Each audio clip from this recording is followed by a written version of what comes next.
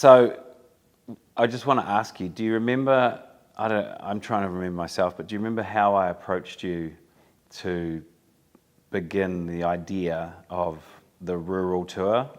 And I'm joking because we'll come back to that. But our little tour of New Zealand, of when I approached you and said, hey, let's, go on the road with me. Let's go on the road.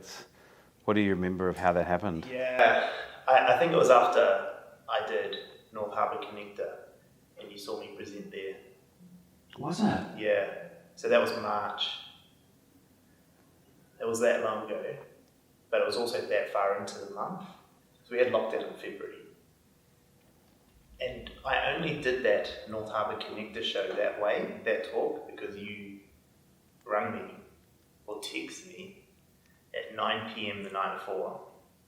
And you were like, hey, you probably already thought about this, Stan, knowing the inventor of me. Yeah. But I think you should do this. And I was like, nah, I'm doing this. What did I say? You said, I think you should do something on digital influence. Oh, yes. You should talk about how to influence people digitally. And I'm like, nah, I've got this other thing I'm going to do. I can't remember what I used to do. And that stuck in my head. That's right, and you stayed up till 2 a.m. that night. Rewrote my whole presentation. And then, but it was the best thing ever, right? I nailed that first one. You absolutely smashed it, yeah. Yeah, it was real good. And then you said to me, okay, we need to do this together. I'm doing human influence, you do digital influence. Let's take it national. Yeah. I was pretty sure that was it. It was, because in February I had a trip planned to Christchurch, and it was the week of the first snap lockdown. Then I rescheduled real quick, and then the next snap lockdown was again on my trip to Christchurch. And so you're right, we didn't actually go to Christchurch until May, because we did Tauranga before that, and then Christchurch, then Hamilton was the last one, right? Yeah. It was about 6 weeks before we made the decision to go, right. And actually got it booked and went. Yeah. But it was interesting because we were in such a different headspace back then. Totally. I feel like I've changed a lot in that time. How do you think your perception of influence has changed since then to now? I mean, you've studied it way longer than me, but do you think it's evolved much? It's evolved a lot because of, as you know, we started working together in January with me being a client of yours with the Attention Seeker. And so up until it was December, I think we did our first, you came over to my place and we did the initial discovery session which is so different than the one you do now, but that was your version, your 1.0. And then January we started the posts. But up until then, which is probably why I came up with that word, the more we riffed about it, of own the word digital influence, because I've studied this book Influence, and we teach it at Influential You, but it's very different in a digital world. So I'd say my evolution has been learning how to use all the principles of influence that I've learnt for the last almost 10 years, but in a digital framework. And because that's where I do that's a whole area now that I'm working on, whereas I was just doing it ad hoc. But now I'm sort of seeing this whole other application of influence through that digital side of it. That's probably what I've learnt most from you. Yeah, I think for me I think when I read this book, I understood a lot of the principles, fundamentally knew what they were. Of course, but yeah. I couldn't articulate them. Well, you've been doing them all your life. We all have, yeah. Exactly. Yeah, so that was something I've always done. Reading this book made me realise that these principles were a thing, gave me a way to articulate it. But then watching it translate into the digital realm was real exciting for me, because we were trying to help clients grab people's attention online, but not just grab their attention, make them do something, say yes to their propositions or whatever. And these principles gave us a way to communicate that. And then once you could communicate it, I think it changed our business a whole lot. As you know, this whole year's changed because then we're way more purposeful with the way that we do that. How have you seen, now that you look at it from a digital perspective, how have you seen those things play out on socials? Like, does it change the way you interact with stuff, or do you notice it more, or is it that you're not noticing it enough and people aren't doing it?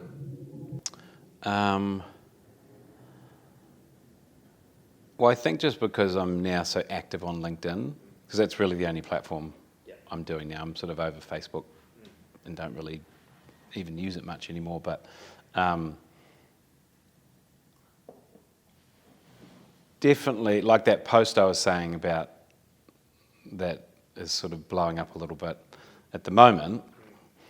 I think in the past, I might have reacted to some of the comments and maybe written something, not like going at them, but just maybe written something that wasn't that well thought out.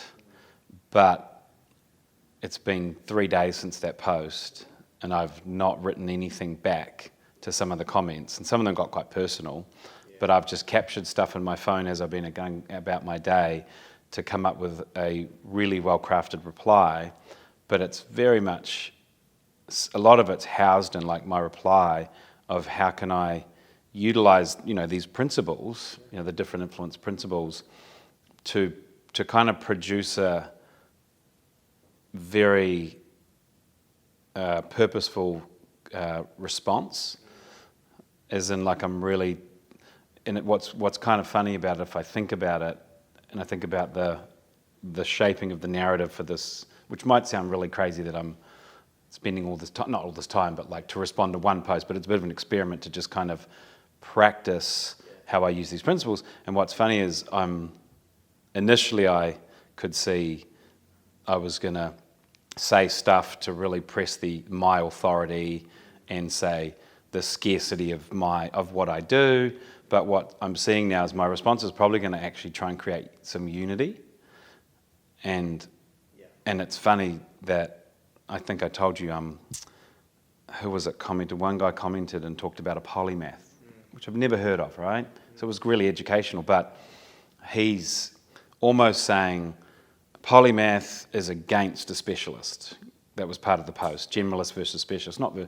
But I'm actually in my response going to bring everyone together in that response. So I don't know, I think it has brought a major awareness of the subtleties, and I know we'll get to this later in the conversation, but all the subtleties of all the different influence principles in a digital format. I think it's from a human, coming back to our tour we did, from a human perspective, I think it's sometimes way more obvious. You can see it. If I pay for your lunch, I can see the actual physical response of you feeling now like you've got to reciprocate. Digital, it's a lot harder. Yeah. Right? Or if you're sitting at a table and someone says an arbitrary statement about marketing or whatever, and then you say something and you've got all the authority, again, it's obvious in that environment, like you're the one that's got the authority, but it's so much more subtle in a digital space. Oh yeah. And I think it takes a lot longer to develop stuff or have those responses be more consistent on digital platforms. Because like you say, person, I can buy you lunch, and then straight away you feel that need to reciprocate. Whereas if I give you something digitally, it's very easy because it's very easy to just, I don't know that you saw that, that you used it or you did it, so you don't feel the same pressure to reply or give me back. That's really good. It's like how do you be effective using influence principles in an impersonal world? That's kind of what if it's personal, we're like eye to eye, we can see, or in a room of people, but in an impersonal world, how do you do reciprocity? How do you do authority when no one can see you, they don't know who you are, could be a load of rubbish. But just to digress back slightly, I think why I invited you to do this tour was because I could see that my and our company's competency was sort of the human influence side, but there's this whole world of digital influence that I saw that our frameworks and our models and the transaction cycle and the personality types and the influence principles, if I was to do a workshop that I'd normally do, and then have you afterwards then go, here's this whole world of human influence, the kind of transacting that we talk about. Now let's break it down into the digital influence world. And that's how that's kind of, I was like, it'll be a perfect storm. Like I knew, and I thought it would be a nice thing to, like I will do those workshops anyway, but I thought it'd be a really nice thing to offer this next level of value with you and the attention seeker. And I feel like because we both had our own audiences, which are Yeah, that's right. At the time we weren't as attached as probably we are now. There was social proof playing too, which I didn't realise at the time, which I didn't know how to articulate that at the time, but that me coming down with you, I brought my audience, you brought your audience, and because people trusted me, when they saw you, they trusted you. That's right. Because they took my trust, because they trusted me. That's right, and they would follow you without even thinking, which is just social proof at work, right? And we already saw that, right, with like the amount of, you just have to look at the amount of clients we share.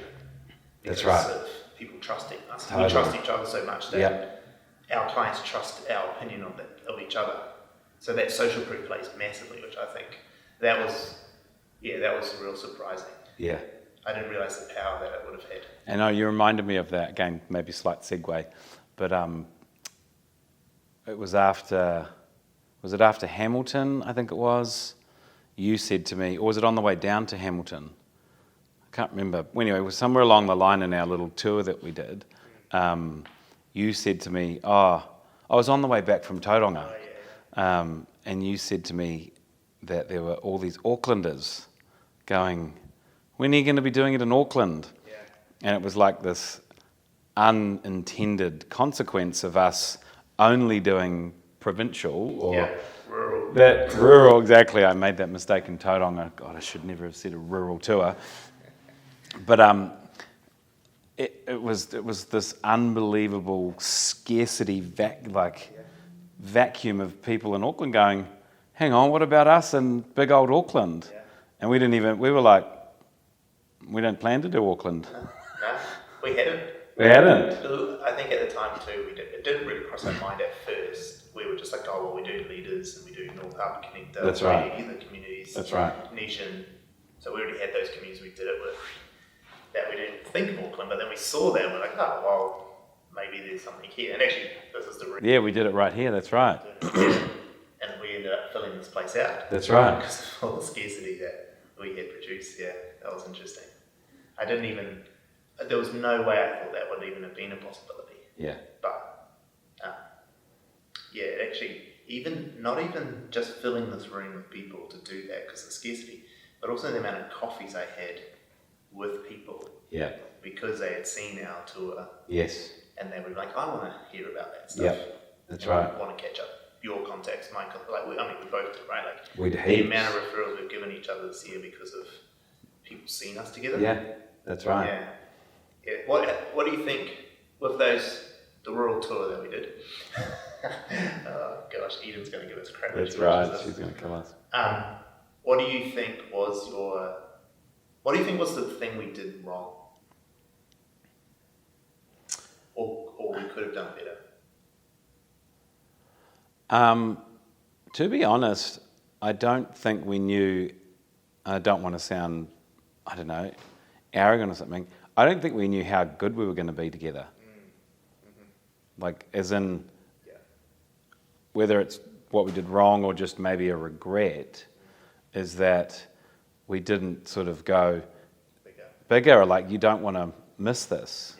Because I have a few really good clients that came directly out of those workshops, but also just I think Hamilton was like the biggest success, so to speak, because of we did Tauranga, and then Christchurch was great, but Hamilton, it was like we knew what we were doing by then, and we had done these set out. Yeah, and we had someone really backing us. But remember, after Hamilton, the people, they were so grateful. It was sort of like this breath of fresh air of how valuable it was, how well run it was, and also the collaborative nature of how everyone, we did the networking, we got people to engage. Like it was such a wholesome sort of event all the way around. We put on really nice food and it was very interactive, very workshopy. It wasn't just us, sort of teachy and preachy. So maybe just like, I don't know, it's not that we didn't back ourselves, but in hindsight, which is always a wonderful thing of like, say, Tauranga, we didn't have a big event there. There wasn't, we had lots of meetings, which was great when we went down to Tauranga, so it was really valuable. But we didn't put it, I agree with you, I think that was I think we could have improved on.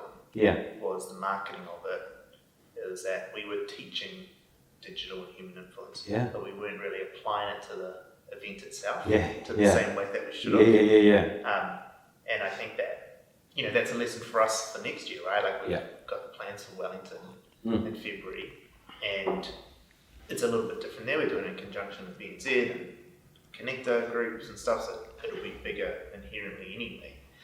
But, already, like I said to you, we're bringing Sean with us, and we're going to document the whole thing. It's going to be a whole different story to it, because, I think you're right, we didn't realise that it was super valuable, and that the amount people were getting from it was crazy. How much people got from those sessions, what a lot of them were able to go away and do. Actually, you had a friend come to Christchurch, is it not Josh? He's the property manager. Jack. Yeah, so Jack. Such a young guy. And he took so much out of that, and he wasn't even using LinkedIn. Not that LinkedIn is the only platform, but I don't think he'd thought of using it really. That's what he said to us. And now he's all over LinkedIn. And his business is doing right. It's a new business too. Like he took a big risk to leave the company and set up his own thing, and was dealing with sort of litigious sort of stuff as well. I think the other thing that I felt was something I didn't do as well as I could, is that, there's that Dunning-Kruger effect where I'd read this book, you told me a bunch of stuff, and then all of a sudden I was the expert when I really knew nothing about influence principles. Right. And so I built that presentation based on arrogance, I felt, and to the point now where I actually have done that presentation online for a few people in different places recently, and thought to myself, that's not really the principles, or there's I've learned so much more. Right. Yes. I know how to better articulate them, and I know them so much better now. And it shows with the business, we've evolved the business to a point now where we are much better at what we do, because we actually have a deeper learning in it. But I think back then in February, March, I read the book and I thought I could talk it all. It's like that classic Dunning-Kruger, right? You read one book and now you're the expert. Yeah, I mean, there's a bit of faking it to make it as well, though. Yeah, but it was quite funny. I think there was definitely some arrogance there, and I think that's something to just be real mindful of. I don't think it's necessarily bad. It's bad if you try to claim. That's right. Well, that's what I mean. It was based on 7 principles that Robert Cialdini has written for whatever 30 years. So it wasn't like you were trying to invent new but I was principles. trying to pretend I was an expert on it. Yeah, I get it. Yeah, which now I know way more than I did then. Yeah. But I feel like I'm less of an expert. Very good. Yeah. So now I know that there's so much I don't know. Yeah. And I always think of this thing about Dunning-Kruger effect, because it's something that happens all the time with people. And I have had customers who, they'd be customers for a little bit, we teach them a little bit about what we're doing in our process, and they get super I know everything. And now they're the expert telling us what we need to do differently and stuff like that. And that was me almost doing it to you. No, dude, this is what I did, right? But you, I sometimes wonder, and I guess my question is, did you think that at all? Here's Stan, he's just, Stan, good on you for knowing this little thing. Did you ever feel that Not really. I was overstepping my experience? Not really, actually. Yeah. You pull it off well if you felt like oh my God. But I don't think you were conscious of or thinking, man, oh my God, I'm out of my depth, I don't know what I'm talking about. I actually think you... No, I was super confident. That's what I mean, but That's the point, is that now I'm not as confident because I know more. Yeah. Yeah. Which is it's like a very counterintuitive, That's funny, experience. But that's why I said to you, like, unfortunately, unity seems to be the trump of all trumps of influence principles, especially on a digital platform, because the posts and things that seem to get the most reactions and likes and views and everything are the most divisive. Yeah. And you'd think, well, how is unity divisive? It's exactly that.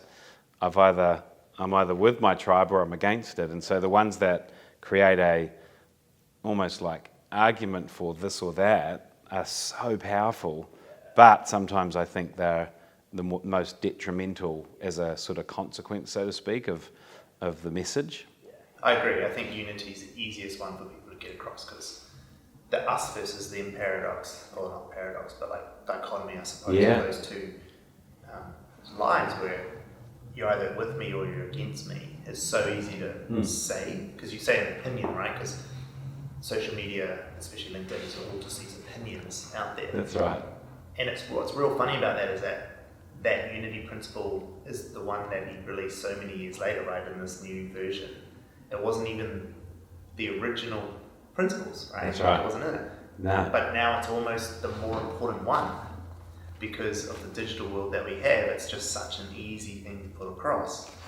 And so I think you're right. I think like a lot of people hear unity, and if you were to ask them to explain it, they would probably say, like what we're reading in Behave about, what's the hormone I'm thinking? Oxytocin. Yeah. Oxytocin's the love, pro-social hormone, and unity's that thing, we're all together in one boat. But actually what it really means is we're in here and you're all over there. That's right. And that's groupthink. And this is what it says, the we is the shared me. I like that. I mean, it's just gold. It's like, it's the moment we orient ourselves with a we, it starts to create some sort of, well then there's a not me or a not we, which is the divide. Which I suppose, I'm definitely not going to get into any COVID stuff today, but that's what you're seeing a lot of at the moment. I mean, it's in history of just, it's so powerful and so potent. It really is any of the current talk and like news and anything, the best stories, even in them, though, really are the ones that divide, right? Like, they're the ones that you're either part of, you're a Kiwi or you're not, or you're a terrorist or you're not, or you're all of us, or it was even some of the language around like just in there dealing with the Christchurch attacks, right? Like that's not us, the team of 5 million, like she's very good at that unity. Everyone who's not there, you're against us. And it's great. Like, it's great. I think it's great stuff to do. It's a real powerful one. Yeah. But it can definitely be used, and I guess, to Robert's point, so it can be used to do, like, badly. Yeah. As a weapon. Totally. Yeah, very much as a weapon. Yeah. And in that way, he says, like, that's where we talk about ethical influence, or I talk about that a lot of, is it good for you and good for others, or is it not very ethical where it's just good for you and maybe to the detriment of others? That's not the kind of influence that I'm into. And how do you see people using reciprocity wrong? Oh, reciprocity, yeah. Because a lot of people think they understand that one. Where do you think people go wrong with reciprocity? I think reciprocity as a genuine act of doing something, for somebody else, where it's not that it wouldn't work powerfully if you're conscious of it. I'm not saying, unconscious reciprocity, but unconscious reciprocity in the way of like you're not intending, it's probably the most powerful because it's like pure. But the way people get it wrong is they use reciprocity far too much as a ploy or a tactic. Yeah. Where, like we were talking about earlier of, I think you were saying on digital media, like on LinkedIn, people, I think still this day think, if I give away lots of education, or if I give away a free ebook, or if I give away this, then I'm I'm doing the reciprocity principle. And so therefore that should equal more leads or more, and look, if it's done well, it might, but I think it's possibly run its course a bit, some of those tactics, because, and I know some people doing them, and I'm not saying they're disingenuous, but I've looked in the prep for this today at some of those, and they certainly don't have as much engagement. They've put a heap of time into videos and giving away great education, and they're really not that powerful. Whereas I think, and John Mabry is one of the posts we might look at later on, where he does a thing on a Monday. He just acknowledges somebody. What does he call it? Where he acknowledges the person. That's great. And it's a tactic, don't get me wrong, as in John wants to increase his brand and his business and everything like that. But I've talked to him about those particular posts, and he is genuine. He wants to, he's done one for you, me, other people, but the way he writes it, I can tell he's really sat there and thought about how can I acknowledge this person for the great person they are in my life. And I know when it happened to me, I was just like, I wanted to reciprocate. Even though I know it's part of his LinkedIn pillars and all the stuff that's part of your strategy, I was like, I was genuinely touched by it. I think so too, and I think there's a lot of talk going around about this like value-driven content. Very a lot good. of people are always saying, "Oh, you need to give," and I think often the content it's just a thinly veiled ad. That's a really good way of saying it. Yeah, and I think that they give all the stuff, and I think they are genuine. I think this is the thing that's hard, is that those people who do that are genuinely authentic, giving their stuff away, but because they're going, hey, this is a lesson you need to be ready to learn, the audience is like, no, I don't want that rose you're giving me. We're not at Chubby Fountain, don't give me that rose, I don't want to give you any money. That's right, yeah. It's like we talked about earlier about before this talk about the Hare Krishnas giving you a book and then asking you for a donation. Yeah. And I feel it's the same thing, like when you do a post, and I've done it in the past, and I'm like trying to give you some tips and value and teach you something, you label it as that, and then people are like, no, I don't want that, because then what do I have to exchange for that? And actually Correct. Online, it's not that they have to give you something back, but they have to give you their time. Or some of them, I was just thinking, there is the whole, I want your email and your phone number and all of that. And again, I feel like those are authentic. people are so weary now of like, and I had one just the other day where I went into, I wish I could remember it. Oh, it was New Zealand's great, what's the thing, resignation? Is that? I don't know, it's a new, a new kind of popular narrative right now, the Great Resignation, everyone's talking about it. But there was a company, I think it's a recruitment company, something like that, and they go, this is our report, and I was like, oh, cool. And I went, and it didn't say free download or anything, but I went to download it, or click on it to get it, and I'm like, I have to put in all my details. And I was just like, nah, don't want your report. And I think when they do it like that as an ad, when it's run as an ad, I think it's fine. Yeah. And I think, because when you're running those sorts of ads and you're giving something away like that, and people have to put their details in, they understand, well, I've just clicked on a sponsored post, they've showed me. Yeah. That's a different thing as opposed to some particular person trying to pretend they're giving me something for free, but in fact, I have to give them my data. Yeah. Whereas an ad, I think we're so exposed to them these days. When an ad's an ad. Yeah. And of course, if someone asks, you're then not giving them anything for free then. That's right. I think that's real important for people to know when they're doing that. You're not actually giving it for free, you're giving it, they're paying you with their attention and their data. Well, yeah, because you're spending money on ads, so it's not, the sort of, reciprocity is all about a balance of exchange, right? Like, I give you something suddenly, the general principle is, a human does something for someone else, and by our very biological nature, you now feel like not only do you have to do something for me, but you have to do something greater than what I did for you. But back to what I was saying, I think earlier, of that personal versus impersonal. Yeah. Like, you're really great at building reciprocity as a very powerful, strategy, tactic of life, where you genuinely, it's not like you're like, I'm going to pay for your lunch or pay for your coffee because now you owe me. You do it as a really generous thing, and if no one gave back to you, you wouldn't care, like you'd do it anyway. But it's very powerful, but it's genuine for you, but it's also personal. And so if I'm there and you've paid for my coffee and I can't fight you for it, it's, you can see the reaction, I can experience it, whereas in a digital medium, it's so impersonal. And so back to some of that study we're doing at the moment around behavior and biology and the brain and all the hormones and everything, I think that's a big important thing of the physicalness of being with people and using all the influence that we can as the human side. There's so much more going on chemically and biologically that he talks about in the book is why we're influenced. But in a digital medium, I'm sure, from just bits and pieces I've read generally, it doesn't stimulate the same amount of hormones and neurotransmitters and all of that. So that's that subtleties. Yeah, I agree. I think the effect is lessened online, so therefore you have to give so much more. Yeah, or do it in a way that is almost recreating which is probably why I say the John Mabry posts are so powerful, because it almost does recreate a bit of that experience if it's very personal. Actually, I like that, Because those are very personal. Yeah.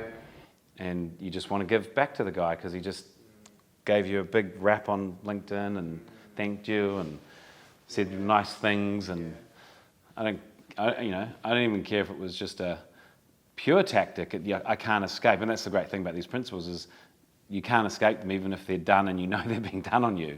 So actually, like thinking about that now, the best way to use reciprocity online is to make it about that one person or potentially that one group of people specifically, and to the point where they know everyone else knows it's about. That's exactly it. Okay, cool. I like that. I hadn't really thought that before, so that's quite cool. Well, now in the inquiry with you, like if I was to then say, what are people doing wrong with that? Doing a big, broad, general act of reciprocity, which is what giving away a free thing. That's probably why it's not that effective. Because that's like as impersonal as you can get. I'm pretending that this thing I'm giving to you, Drew, because you're reading my post, but like you said earlier, you have no idea if I'm reading your post or not. Let's say you give 100, but 1,000 people see it, so we have to give 0.1 back each. That's right, exactly. That makes sense. Oh, that's really good. Well, because like reciprocity is a balance. Because I know whoever has given me the opportunity to buy, to get that free ebook or whatever, that like everyone else is getting it, then the potency of feeling like I need to reciprocate is diluted. That's a really great way of saying it. Yeah. I like that. That's great. So potentially the best way to do reciprocity online is to pick one person and go for it. Yeah. And like really do it. And then potentially the way to stop that from having its impact lessened is to not do it too close together to the next person, and find a way to make them seem like completely different posts. Yeah. So they're not just posts you calling someone out, like finding different ways of acknowledging other people online. Yeah. Because I feel like, say like John Mabry, I love his posts, but I feel like I'm not as caught up in the first few that he did. I was like, oh, these are really cool, good on you. But I think it gets lesser as it goes on. If it's too frequent. And it's the same in the human life. Because again, coming back to, because it's personal to you, I can't ever predict when you're gonna do your thing, but I can tell you if I got used to it, I'd be like, what's that? I wouldn't hate Stan, I didn't remember. I would, like that's the thing, right? Like I'd just be like, okay with it. And because I think part of, there's an aspect of the principle of if you want to do it well, if the person feels uncomfortable, then you've done a really good job of it. If they're like trying to be like, no, because they now don't want to have the burden of I owe you, then you've done a pretty good job of it. But you're right, if it becomes just a very consistent thing you do, humans adapt. Then we're It like, becomes our norm. yeah, well, it's not, Yeah. it's just what you do. Yeah. Kind of like why kids don't really appreciate what their parents do for them. Yep. Like as teenagers, we like, Get used to it. because it's our life, we expect it. When do you think that scarcity works the best on you?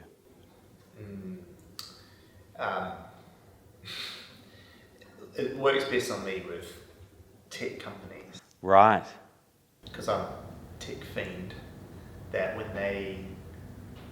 this is discounted now for the next few days. Really? Yeah. You get So, the... and you know, and the That's other like one, and the ultimate. other one is Nike. When they do a drop on a limited release. Shameless plug. Shameless plug. Nike sponsor me. You have to be up at night. They have 15 minutes for you to join the raffle, and then that's a raffle. And there's only a certain amount of pairs sold, and then they never come again. When did they start doing that? Oh, for ages now. Really? So what, they just come up with another... I mean, the only difference I can see from... I've got some white ones in my storage somewhere is the swoosh is different. That's it. Yeah. I've got a white pair like that with just the black one. Yeah. So they'll just. So that's a limited edition. Right. Yeah. Oh, yeah. This one is. Yep. This one is. This wasn't done in a raffle one. This is they had a certain amount of pairs. So it's not. This is sort of like their mid-tier releases where they have a certain amount, but there's lots of them. They give them to JD Sports and Culture Kings and stuff. But they'll do like, I've got another pair of Jordans that there's a certain amount of releases, a certain amount. You could only get them through raffle. So it didn't matter how rich you were. It's so old school. Yeah, you have to go on to Nike.com at a certain time, submit your entry, give your credit card details. If you win, you have to pay.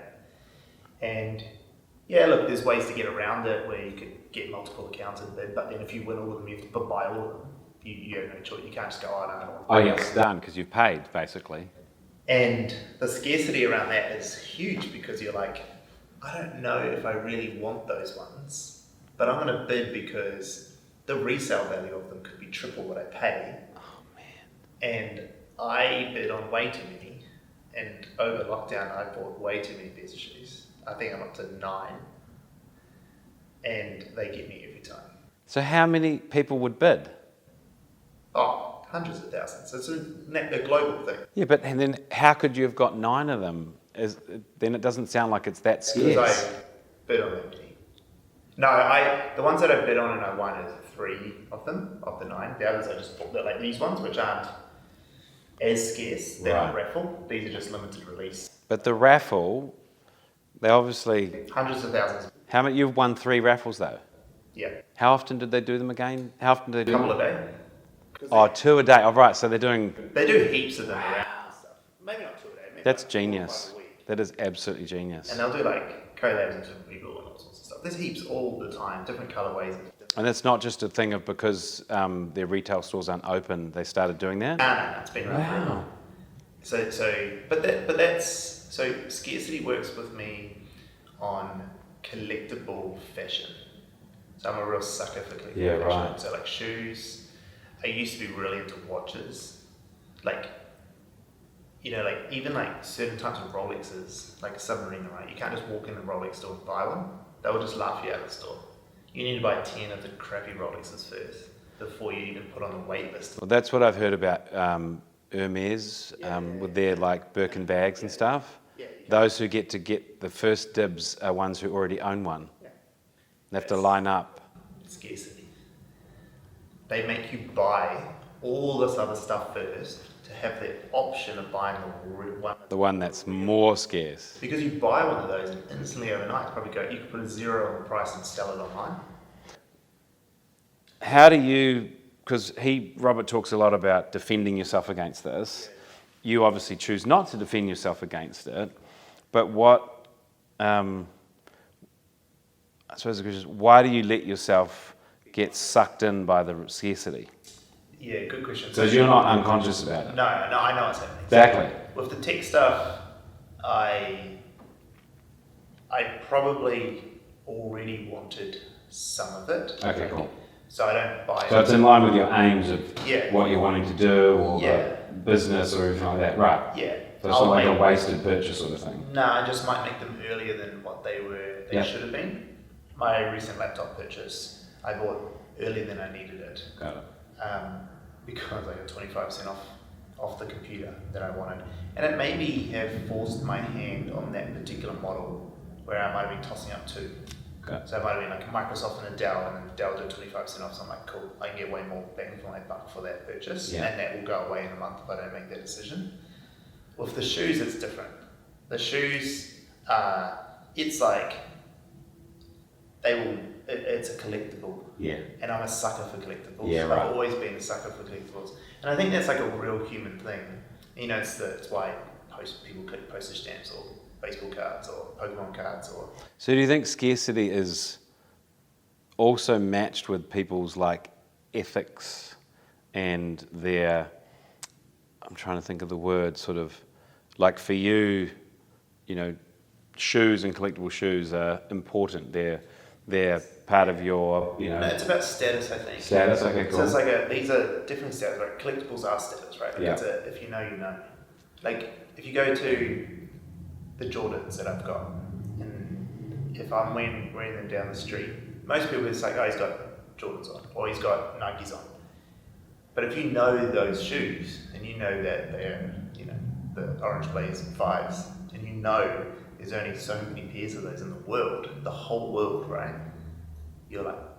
Isn't that but isn't that a fascinating part of scarcity? Because it's the same thing, because you could, and the only reason I talk about Hermes Birkin bags, and I have got that right, right? Yeah, is my dear friend Richard in Australia, who has luxury, pre-loved luxury goods with a pawnbroking, but he's got stuff from all over the world, secondhand, and we were involved in sort of procuring some of it when we were in the States a lot. But you can get such good fakes, right? But I'm listening to what you're saying, like a fake Hermes bag versus a real one. For me, which is a bit sad, because I'm, you know, that's just me, I would actually be fine with not that I want a Hermes bag, but say, like, if it's a really, really good fake, I'm not worried that one person in a room of 100 would be like, that's a fake, where everyone else in the room would just be like, oh, that's a beautiful bag. Whereas scarcity seems to work so powerfully of like, you are getting, it does. I'll tell you why. Why? I stop here. Yeah. So, think of stuff, your hand sanitizer. Yes. Why do you use your hand sanitizer and not the one that's sitting over there? This might be counter to what you're thinking, and you might, you know, educate me as far as, but it's actually because of the ingredients. I have an ethic of I do not want to put that stuff on my hands. Yes, right? So you've created a narrative inside you of why that's the better one. Exactly. Right? And it plays into who you are as a person in your brand. That's steps, right? Yeah, and that's what I was saying about there's a certain sort of like your ethics or your standards or your is what you get caught in scarcity. Yeah. And so you will pay more money for something that technically does the same thing. Yeah, and I'm not using it like, you know, ridiculous amounts because I don't have it with me all the time. Yeah. So everyone has their thing. That's true. And so for me, shoes are one of those things. I mean, you know, my outfit's the same every day. Yeah. Shoes are what change. So shoes are a thing for me. So we all have them. We all have our vices. It's just that some of them are more noticeable, easy to talk about, right? Yeah. It's like fine art. It's like the Mona Lisa, right? Like, why is the Mona Lisa so valuable? It's because Leonardo cannot paint anymore because he's dead. Yeah. So the scarcity value of that makes that the most valuable painting in the world. The insight I'm getting about this and this bit of inquiry about scarcity is that it's definitely tied to your, you know, your personal ethics, you know, what matters to you, what you value, you know, all of that, which was just pretty obvious. Yeah. But because the question I asked you was what gets you with scarcity, right?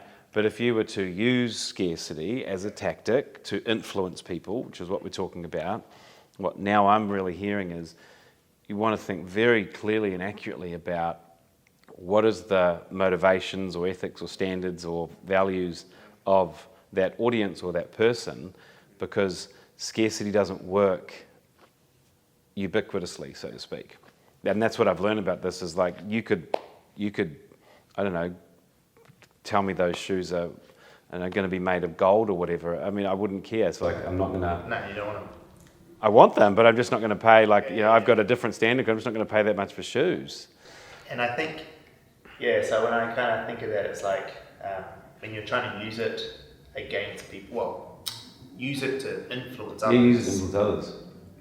I feel like boiling down the thing that is scarce to a word or an emotion. Yeah. Whereas like these shoes, it's not the shoe that's scarce. It is the status I get when others who know that that's the shoe. Yeah, and that's what fascinates right? me. Yeah. It's the status, right? Now I don't consciously walk around going, I want people to see me in those shoes. That's not saying I consciously do, but it's the only real rational thing that I've bought these shoes for. Because many people would be like, that's so irrational. Exactly. But it's completely rational for you. Because it matters to you. And so I think that to use scarcity well in life, especially digitally, when you're trying to get people to behave a certain way, is to think about that. Like, how can I take away the opportunity for these people to increase their status or to increase their trustworthiness with others, or or how can I take away their opportunity to connect with others? See, I was thinking, if I was to answer the same question as you, what gets me with scarcity, it's definitely it's more people-centric. Yeah. It's not objects. No. Like I'm not a real, we're all materialistic, but I'm not a real sort of object-type person in the sense of, but if there's and I've had it before, like where there's a opportunity with some person that is now made scarce, that's where I have to really deal with myself. Yeah. It's when somebody else. That's right. If someone threatens the removal of their relationship, which is the principle of scarcity, I'm done. So tell me then, if we think of your 4 personality types inside your business, and as a performer that is at 100%, right? All relational, all we live and die by our relationships. Yeah. To hang out with me, is if that was my scarcity thing, or hang out with us. Yeah. I would get you. 100%. How do you do it for a producer? What is it? Oh, I know one of the things with producers, we've got the inventor, who's the sort of big picture future thinker, the performer, which is the relational one like me, and gregarious and all about people. Producers all about action and doing, but one of their sort of triggers, you could say, or things where they get really bent out of shape, is not being included. So there's a big one there of producers feeling excluded, definitely. Is theirs more about not being part of the group, and yours is not being? How does that help? Well, loyal. There's a thing of there's a loyalty traitors, tendency for them. Like you're either loyal or you're a traitor. Like there's a real, and that's important to them. Inclusion is very important. They're caretakers. They like taking care of a lot of people, so they want to be involved. So I'd say, in fact, I just realised that scarcity for a producer is not allowing them to have things to do, because they're all about tasks and doing. So if you're in a social situation, for example, you'll see a producer will go and try and help out, and not like, I'd say, and I'm just inquiring, scarcity for a producer personality would be the removal of them not being helpful. Because they want to have stuff to do. Yeah, and I think when I think about Claire, who's a producer, the brands, like the things that she gets in behind her, where she buys into people, like, so one of her favourite people is Rachel Dillon, who's a fitness influencer. Claire loves her. Whenever she drops any clothes sort of things, like she's got a clothing brand, Claire's right in there on the day buying them. Not because she wants the clothes, but because she wants to be part of that community. That's right. She doesn't want to be left out.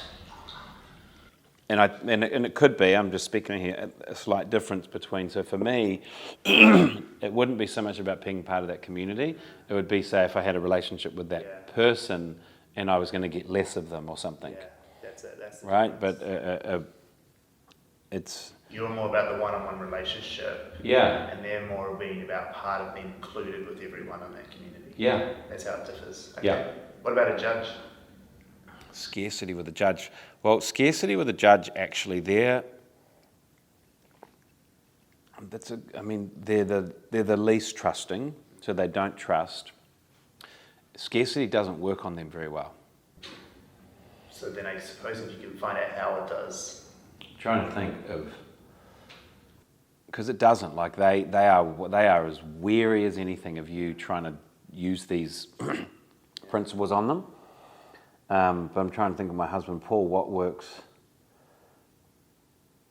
for him with scarcity? You know what I'm starting to think? When I think about judge, I'm thinking Sultan. Yeah. When I think about judge and performers and how they, you know how you pair up across. Yeah, they couple up. Yeah. And then same with producer. Because I'm kind of thinking with Inventor with me, it's also been part of a club.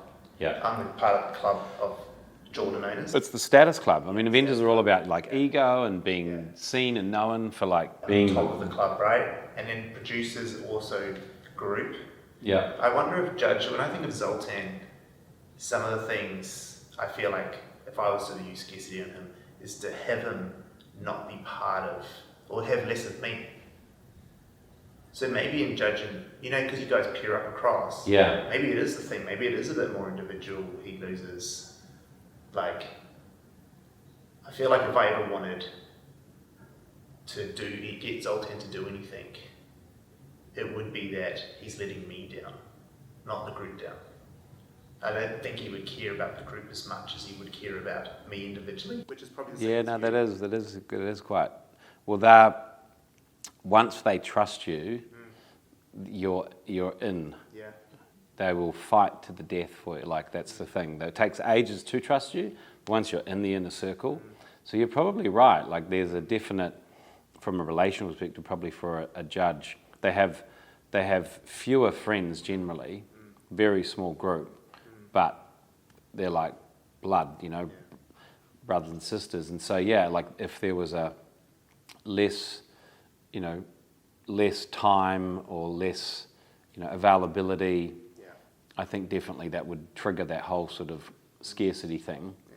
I also think for judges, there's a part of the very rational, adult, not emotional brain of just simply a bargain. Yeah. I think judges do get caught quite a bit with, like, even though they're so smart and wise to it, because I watch it of like, if it's going to be $500 less by the end of Friday, and afterwards it's not, it's like, and they will rationalize and justify why we should buy this now, because I watch it with Daryl, our CFO. And the other thing with Daryl, he'll like buy stuff at Costco in bulk, right? Because it makes sense. On LinkedIn, in a B2B world, online with content, how do you use it? Scarcity. Yeah. It's hard, eh? It is hard. It's better in an ad, maybe. Yeah, it's an ad. So the ones I think I saw online were where there's only 5 of these. I think that still works. Yeah. When people on LinkedIn. Yeah. Some courses or programs. But this is the kicker though. They've got to have. I think it's almost like there's got to be a combo. If they don't have the authority and they try and do scarcity on LinkedIn, no one cares. Interesting. So actually, I think you're right. I think that's a real good segue into authority. That I think scarcity really works when you have built authority. Totally. Like authority and trust, because of, scarcity is all about the removal of something, right? And so if people are indifferent to your value, as in they don't know it or recognize it, scarcity is not going to work too well. But if you're a I don't know, a Gary Vee or a Tony Robbins or something like that, and you put something online and you say there's only 100 of them and there's 100 tickets for an hour with me for $10,000, that will be just like, people would fight for that. They'd be like... So it's really like scarcity is almost the tool you use to activate an audience once authority's built. Yeah. Authority, you've got to build authority. You've got to build authority and trust, and then if you want to sell on LinkedIn, you can use scarcity very powerfully. I reckon scarcity on a digital platform, depending on what your message is, would probably be mostly oriented around, getting people to act. Yeah. Okay. Getting people to act, to buy a thing, to, buy into a thing, is probably the most powerful side of it. What about authority? Yeah, I kind of think authority, I think where people get mistaken with authority online, I think that probably the biggest thing that people get wrong there is that they can showcase expertise and their knowledge, and then that will give them authority. I think that people, there's this concept of thought leadership that keeps coming around now, right? It's like a real buzzword, thought. I want to be a thought leader. So therefore the best way to be a thought leader is to share my thoughts in terms of my expertise. Yeah. But what I think as part of this conversation is that authority is not built by being the smartest in the room. And I actually think probably the one we'll touch on last, because I think it's most important actually, even maybe more than unity, that we've already discussed, but is the commitment and consistency. Yes. And I think authority online is something I don't think you can do tactically. As in, I can't write this post to generate authority. But if I post consistently and get people to act and commit consistently by liking and engaging in my posts, I can build the authority, which allows me. So then I have authority. Yeah. Well, that is the point. Authority must be built. There we go. Yeah. Right. That's great. Authority. I didn't know that. Yeah. Or authority is only authority when it's built. Now it can be built quickly. Yeah. But has to be built. Interesting. It's got to be built. I mean, it says directed deference here, which is such a wonderful way to say it, because remember, all these influence principles are kind of about they are about the heuristic nature of our brain, which heuristics is about the shortcut nature of our brain. When he talks here in the initial about the click-whir, it's our biological design to have shortcuts, to live a life where we don't have to make as many decisions, so our brain can preserve energy. And authority is a very powerful one of a shortcut, because it will shortcut making a quick decision when we go, I trust you, I'm going to just basically make a decision, because you've built in my mind whether, and this is the dangerous part, whether perceived or experienced. Now, obviously experienced is so much more powerful, but you can also build a perceived authority, even if it's genuine, but no one's ever really experienced your value, if that makes sense. Because authority is about your value, right? If someone sees you as valuable, with a high status, where there's something valuable you've got to offer, then you'll have some authority. Which is, in a digital world, there's so much, excuse my friend, there's so much bullshit that people try and pull off as authority. There's another thing in influential you that I think is important, that Kirkland and John, our co-founders, and especially Kirkland has talked about a lot over the years, is we say authority is both your ability to help, right? Help quickly and immediately, but also your ability to harm. Now that may sound like a really almost horrible way to talk about it. What do you mean harm? But I've loved hearing Kirkland over the years say why, is it's a great way to capture it, because look, I know right now that you have a lot of authority with me, because we've now spent enough time where you've built yourself, in my mind, as the authority to help me and my company. John, our CEO, is also now under your wings. Your company handles our LinkedIn. You are going to be the ones building our brand. I don't know anyone else that does it like you.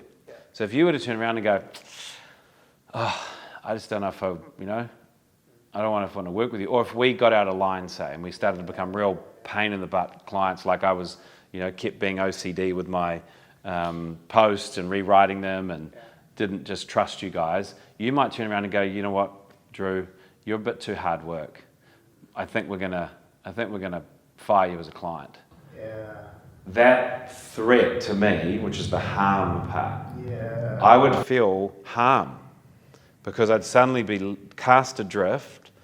I'd probably have to get your ebooks and figure out how can I do it myself, or like it would just be a real breakdown, it'd be a real problem. So I think people don't realize that you can only have true authority if you can actually, the removal of your help actually creates a problem. That whole thing of authority, it's almost like you build authority actually through commitment and consistency, but your authority gets stamped by social proof.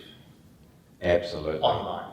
Absolutely. When your audience who has authority or who believes you have authority defends you from those who think you don't. Yeah. Yeah. Or chimes in and produces a whole lot of narrative to say, you are the expert, you're right, this is fantastic. Like they drown out the naysayers, so to speak. I feel like social proof, and tell me if I'm wrong here, but I think it is probably the one that people understand the best. Yeah. Especially on a social platform. I mean, it's in the name, I suppose, but I kind of think of it just as anyone other than you agreeing with the things you say about you or your topic of. Yeah, create social proof, that's right. Yeah. And do you think people use it well though? No. Well, like I told you, my shocking realization, maybe not shocking, when I was doing the preparation for today, of scrolling through a lot of my first connections to try and find really great examples of these principles at work, I couldn't find many. No. That's why I think you're going to be really, really rich and successful with what you do. Because seriously, like it was, but again here, truths are us. And this is what social is about. Truths are us. So we will believe, we'll believe something or follow something, when we, it's like the sheep mentality, follow the herd, trust the herd. When if you go down in the street and suddenly on a busy day and everyone suddenly goes and looks up or goes like that, without even looking if a plane's falling from the sky, you are going to go like that because it's just so biological to protect yourself, right? You're going to go with the masses. But I like the quote here, when people are free to do as they please, they usually imitate one another. Yeah, okay, good. I think it's just gold. As in, you could be a complete individual if you want, Stanley, but unfortunately you're going to do what a whole lot of other people do that you follow because... Yeah, it's almost like you want to... You talked about earlier about our brain. The shortcut is that it's easier for me to make a decision to follow others than to come up my own narrative. Yep. Right, so I want that shortcut. Yeah, that's a really good point for anyone thinking about these kinds of principles. We want to use them. Yeah. We want to employ them in an ethical sense. Yeah. It saves heaps of energy for our brain if we rely on social proof. What is everyone else doing? I'll just do that because they're my tribe. Right, this is where I see the blending of all these principles, but they're my tribe, so why would I think I'm going to do what they're doing? No brainer. Do you think that maybe tied in on digital platforms that liking and social proof overlap a lot, right? Like, because I can use my social proof by trying to be like you or whatever, but it's a combination. It is definite. Yeah. There's a real. How do you separate those? How would you see the difference? So let's take back to John Mabry's great post that he does, which he's using us, and we got that reciprocal thing, so it's great. Yeah. But then he's also giving social proof because he is now aligning his brand with us. Totally. So he's sharing that. Yeah, he knows us, and people go, "Oh, you're a friend of Stanley's and Drew's," and I trust them. I trust you now. Yep. And vice versa, because that's actually his. Totally, 100%. How does liking play into that? How is it different? It's hard to explain. I always find liking hard to explain to people. An example, for like Jonathan, who runs this building here, I have on 3 occasions today built liking with him. And how have I done that? I've just simply been nice to him. I've asked him all about himself. I told him he should go out and have a walk on his lunch break. I said, oh, you're in here all day. Oh, you should get out today. And so I think liking's about, sort of like when you build rapport and relationship with people and you find commonalities. So it's something that I find I do very naturally, that if you want to be really, and that's why on the digital side, I found it hard in the preparing for this to be, how do you create liking in a digital world? It's actually not very easy. You just explained it to me. I think like for liking, in our structure of writing a post, we talk about headline and subheading being the thing that captures people's attention. And it also sets the premise of the situation, right? But then we give the challenge. And the whole point of the challenge, the way we write it, or try to write it, is to have the audience nodding their head and resonating with the post. Yes. To go, I'm like you, I feel the same things.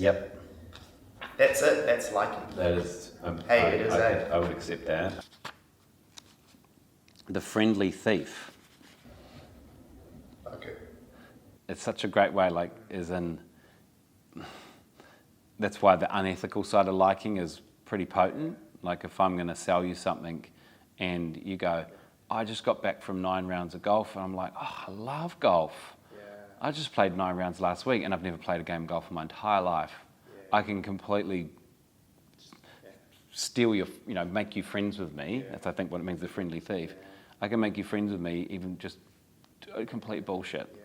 And so there's nothing more effective in selling anything than getting customers to really believe that you like them.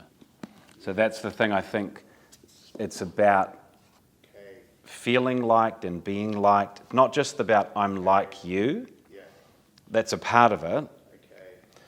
But feeling liked, making someone feel liked is what liking's all about.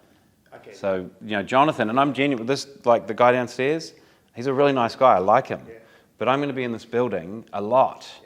So I want to have him like me a lot. I know how I do it on LinkedIn. So everyone who consistently enough that I notice comments on my posts, I make a real big point of commenting back. I've seen you do that. And I genuinely do it because I'm like, I really want to build a relationship with these people. And I genuinely read their posts and try to comment back something so that they do genuinely think I like them and I want them to like me back. And it has a really crazy effect where now, because I'm so consistent with my postings and I've built a bit of an audience and have a bit of authority on the space, that when I do that to people, I get real positive comments back from them, like, oh, thank you so much, Dan, that's an honor coming from you. Like, I literally have a comment, a notification on my phone right now saying that. And that was a real interesting thing. I didn't really understand which principle that was. Was it just authority? But it's not really authority, it's these people are liking that I like them. Yeah, it's that whole thing of, almost back to that response I'm going to do, because I'm learning so much in all this, is I want to kill them with kindness. The few that were a bit negative and a bit personally kind of, one personally attacked me a bit, I'm just going to kill them with kindness. I'm going to get them to like me. Like, how can you get someone who goes nuclear on you on a post? Claire's so good at that. One other person, Robert Hollis, right, I've seen him, I was amazed at this very controversial post he did, where people kept taking it off on different tangents, and he just kept being so gracious and so great, and reiterating his point, where people were just muddling it, and he just kept going, and he was just so great about it. And I was like, man, I couldn't have probably coped with how just nuclear people went. And he was just, oh, good, man. Oh, it would be. And then another thing I can see about it with really creating liking is that whole improv rule. Never say no. Yes, and. So agreement is such a powerful thing for liking. So if somebody goes, you're wrong and here's why, if you go, if you're like, that's a really great point, and You know what? That's actually something I need to remember.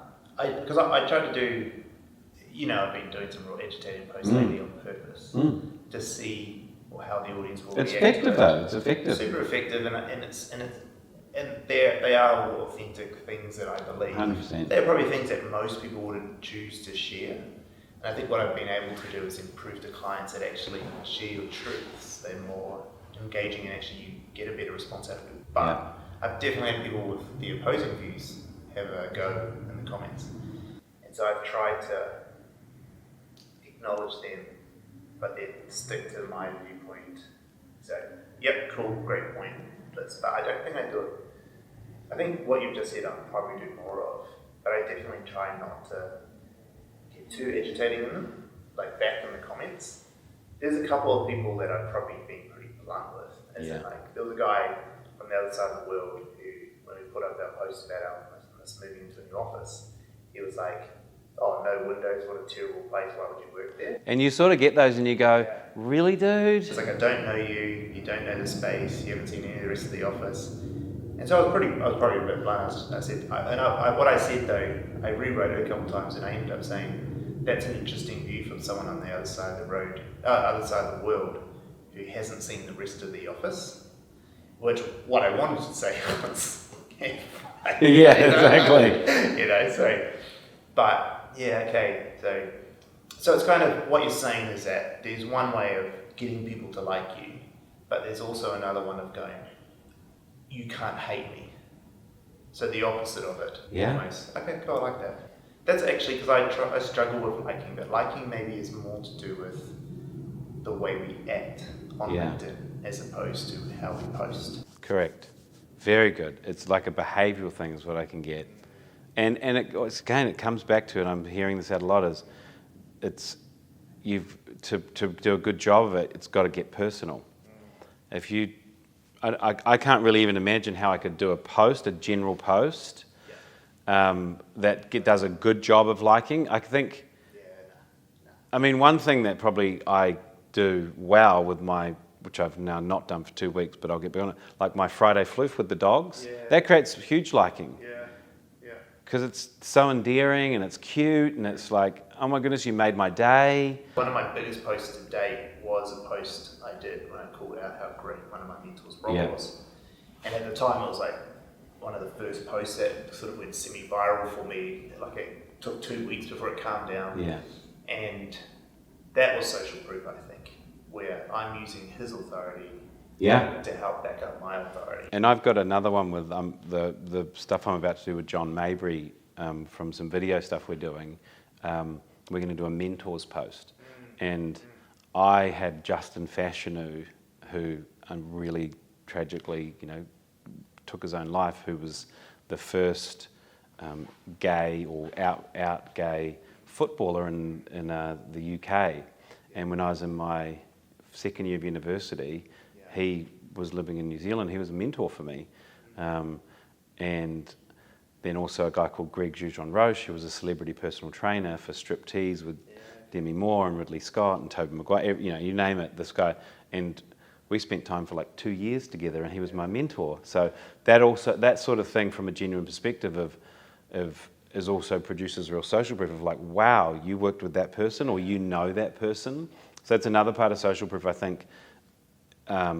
When you do a lot of client testimonials, like the ones you've done with me, very powerful, because when people see, oh wow, Influential You works with him and her and all of that. So that's like any of those video testimonials, posts, this. We're using social proof now. 100%. When this is on my page or my channels, it provides the social proof that you agree with me and what I do and vice versa. I mean, I saw one, it was in my post we were going to look at.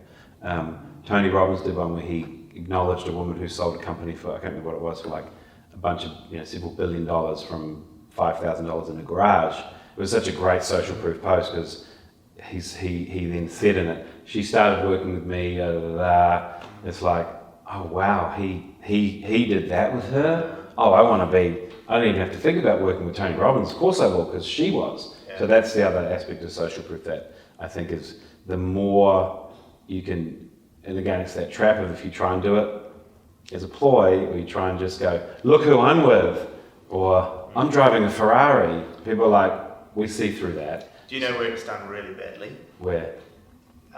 Tagging people. Yes.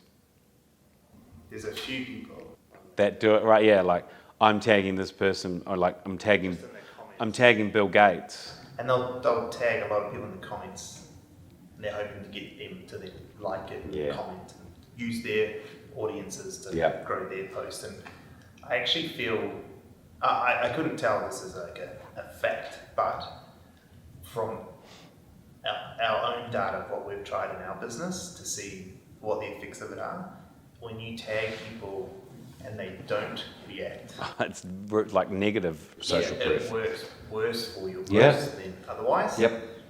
But but also on a personal level, it makes you dislike that person more. There's a particular person who keeps doing it to me, and I will remove my mention out of their thing. Same. I do the same. Yeah. I'm like, don't include me because I don't want to be associated used in that way, or associated with that, exactly. Because the posts are always very political. Yeah. And I don't agree with this person's politics anyway. Nor do I want to comment and even get involved. Yeah, reciprocity does the same thing. There's also a negative reciprocity. You do something to somebody, they'll negatively reciprocate to you. Yeah. Social proof's sort of similar. And we've had times in our organisation where we've tried to do something and use social proof, and then we've changed the strategy, so to speak, or tactic, because it's actually now going to not have it look great because it didn't work out or whatever it is. And so you've got to be very careful, I think, as well, because social proof can damage you. Because if you say, I don't know, you're like, I'm going to have this huge event and da-da-da, and then 3 people show up, there's very little social proof for those 3 people going, I don't want to be part of this because no one's here. The way when I learned about Unity, the way I am trying to use it in our business is the Apple approach.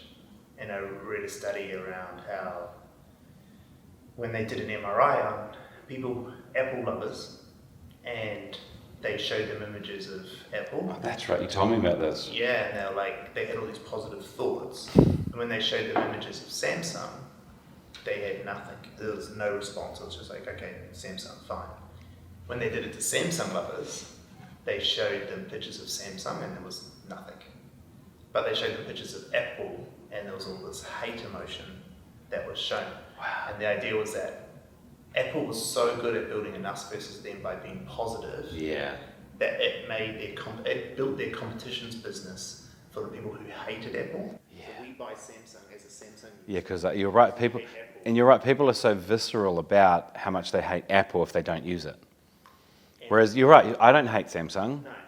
I just sort of joke and laugh about why would you not have Apple. Exactly. But it's more of a positive joke of what? Just... That's it, right? And so as a Samsung user, I dislike Apple because of inflexibility, because that's the type of person I am. I like to tinker with my things. Yep.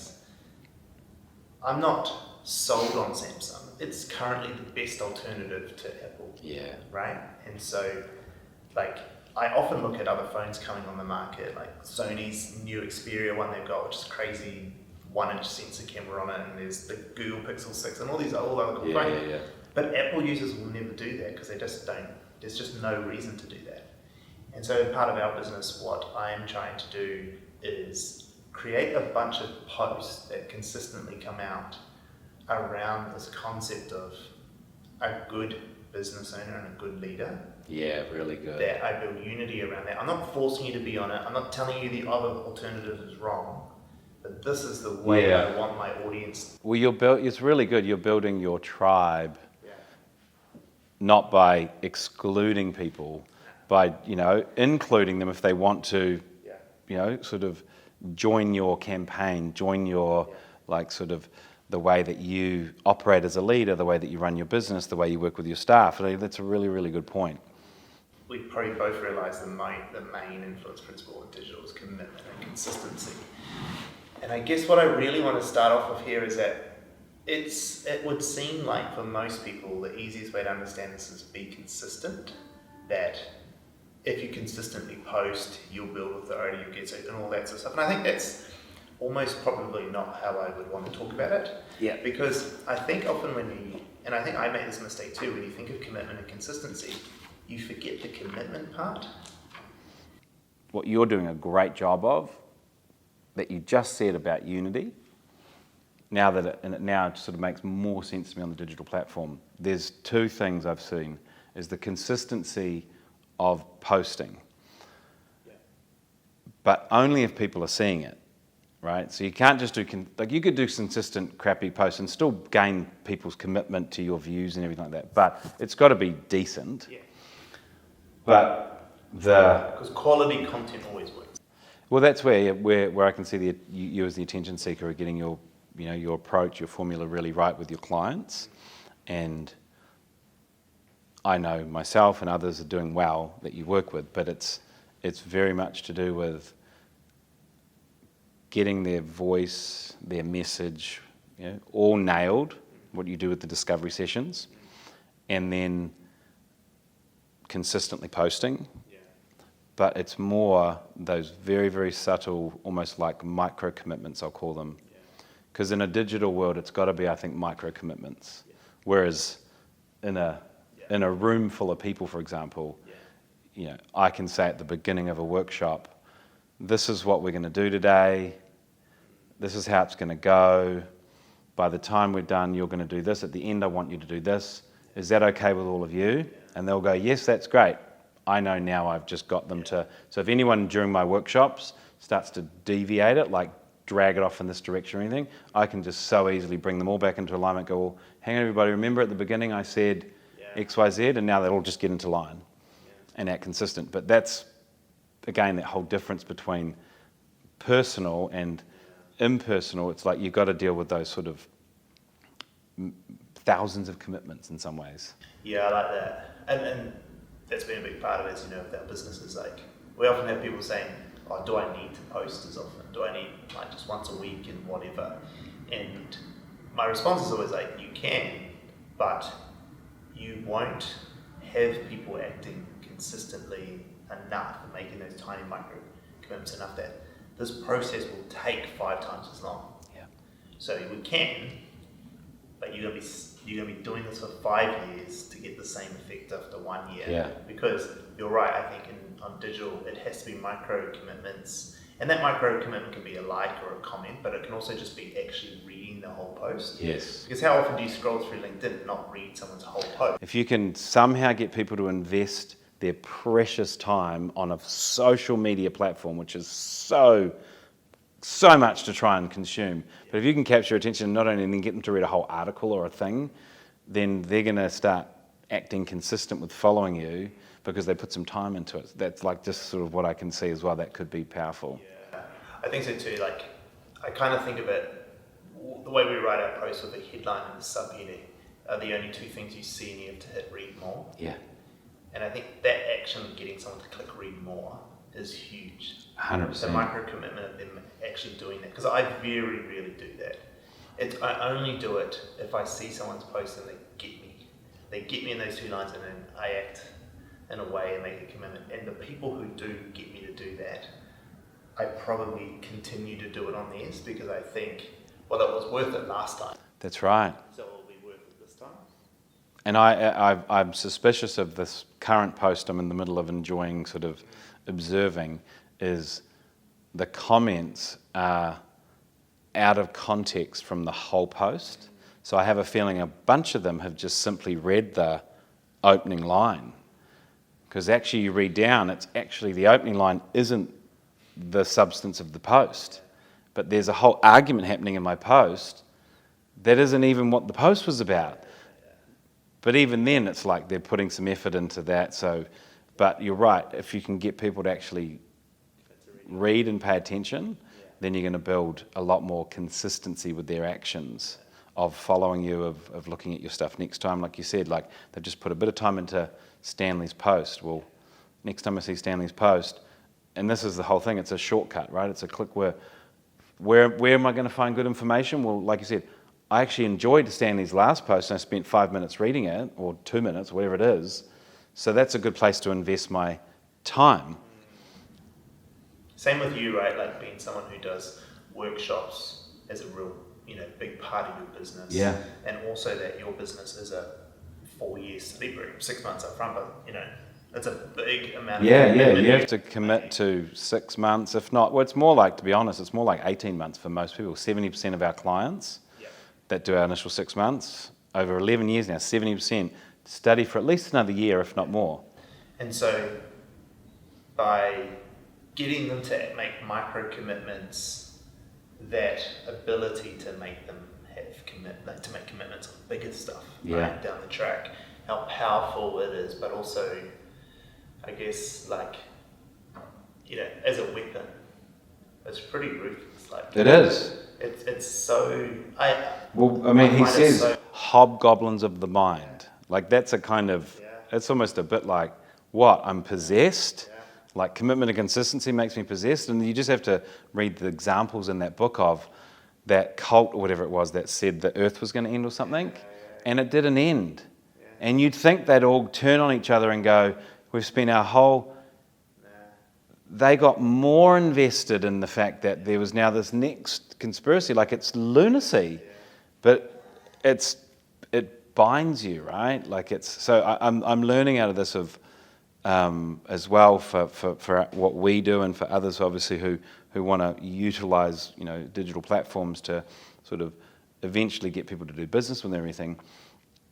I can see if there's lots of micro commitments through LinkedIn and different areas to our philosophy or our methodology or all sorts of things where they're investing time in learning a bit, then they come to a full day Influence Accelerator workshop. Now they've put in a whole day, but they've only spent $499 plus a bit of time before that learning about us. What I think is very powerful is it really can then make it not as much of a big commitment to go, now I want to study with you for 6 months. And that's because that's often, as you know, we find it challenging sometimes to go from 0 to you need transactional competence even though you don't know it yet. Hey, how about you cough up, all this, not a huge amount of money, but decent amount of money and a whole lot of time for this thing that you actually don't even know what it is yet, but once you learn it, it's going to be amazing. I mean, that's an educational thing to sell. But I'm really learning out of this of you can actually save a whole lot of, I suppose, effort of trying to have someone understand why they need to commit 6 months by all those little micro commitments they're going to make over time, where eventually they're like, well, why don't I just spend the 6 months because I've spent this. That's really good. And I think that pulls it in from being a weapon, where creating content the way that we create it for ourselves and for you and other clients and whatnot is that we're not trying to use unity in a way to divide purposefully. We're trying to go find your tribe, find your unity. Yeah. So therefore, if you're acting consistently, if you're making little small micro commitments to my content now, it's because you actually do believe in the things that I say and believe too. Yep. Not everyone will, but those who do. Well, yeah, if you're going to use your precious brain resources on its time with stuff that I do... Then you believe in it, totally. and you buy into it. So then, it is an ethical thing to continue to make those same commitments with me because 100%. What I do, I believe in. And what I do as... what I've already said. Yeah, and you know what, I'm passionate about that transactional competence, and transactionalism could make the world a better place. So I actually feel really good about getting people to like my posts and read my posts and do whatever I need to do to influence them in an ethical way, to give up some time, commit some time to all of that, because it might mean at some point they invest a whole lot more time to really learn what we do to live a much more wholly satisfying life. And I'm really okay with that. It's funny, I suppose it takes it out of that, but this is just manipulation, Stanley and Drew. Like, you're just trying to win. Well, yeah. Like, if it's good for somebody who's reading those posts and coming to our workshops, that I'm influencing the crap out of them using all of this, great. If that makes you not have to make decisions in such a lengthy way that I can shortcut all that for you to have a better life. So I think that's a really good point here. If it's ethical, if it's good for the person and makes their life better and yours better, that's fine. Yeah, all right. I agree. And I think a lot of my clients these days are people who buy into my content and the way that I speak and the things that I believe in.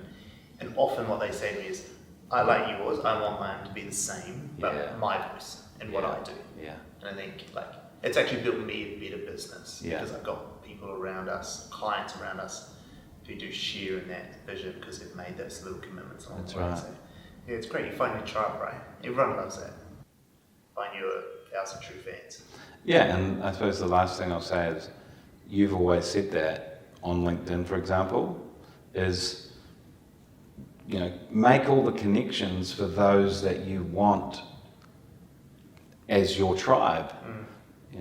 Don't have a whole lot of LinkedIn. If you want to say build your business on LinkedIn, don't have a whole lot of people who aren't going to do your business. Build your LinkedIn connections with your tribe. Yeah. It's great. Yeah, it's massive. That was real good. I got Far, bro. That was it. It It took it further than we've ever was taken it amazing. before, which is great. And I think what that will really help is 2022, right? What I learned this year has been transformative for me in my business and learning that and the way I do things. But I think just this conversation just took it to a whole nother level, Totally. which I didn't know it could, right? I think that's probably one of the best things, that how easy it is to fall into the trap of it's good enough. Or you already know it because you've read a book or you've studied it a little bit. But these sorts of inquiries, for you and I, who are, in all honesty, we're really good at this stuff. We're well practiced, we know it. But to be open to learning more is a great thing. And if this has been quite transformational for me from a understanding how this all fits on a digital perspective. Because I can't escape it. Me, I would happily not have to do anything to do with digital or computers at all if I didn't want to. Just can't do that. So I'm having to learn how to do the human stuff on a digital platform. But today I've got 7 new insights into each principle of how it works in the impersonal world. Yeah, same. Thanks for doing it for us. Thank you. It's been cool. Yeah. Hope you enjoyed watching.